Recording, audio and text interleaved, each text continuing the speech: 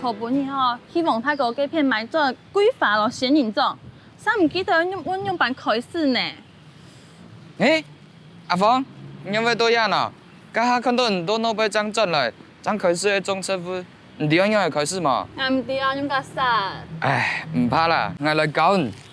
像英語將開始愛培養養的個時節，清洗會唔係水，係日頭哦。哦，古說日頭青蔥油係冇？冇唔錯，有日頭，按樣車夫將會上來好些啊。見第一條東西按樣用嘛？我冇買電呢。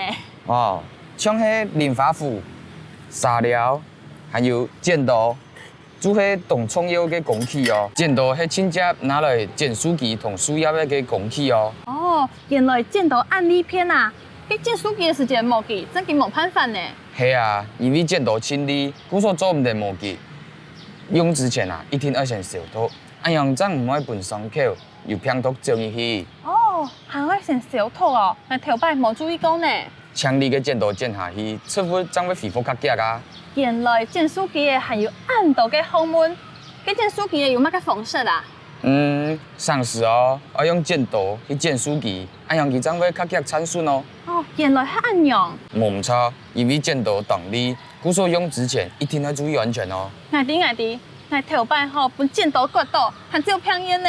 佢當嚴重呢，行業都唔切對要注意啦。錯，剪刀漸漸輕危險，我一定會注意嘅。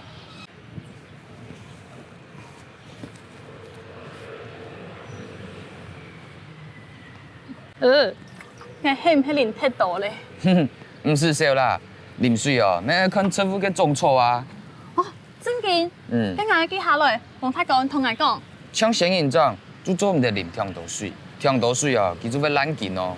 哦，原來冇共用嘅車夫檢查按刀哦。冇唔錯，像規劃就需要較多嘅日頭同水分，按樣還要保持通風，佢嘅味道將會散開來哦。哦，我當中意規劃嘅秘思，看來我多一些嘅精神照顧佢呢。還有一點，辦花盆嘅時節，一定方法要正確。乜嘅方法啊？唔是出狀態哩，按樣車夫啦，真唔會挫傷，自家咩唔會聽聽。有樣，有上時跪下做無限，真勁動聽。係啊，故說方法當重要。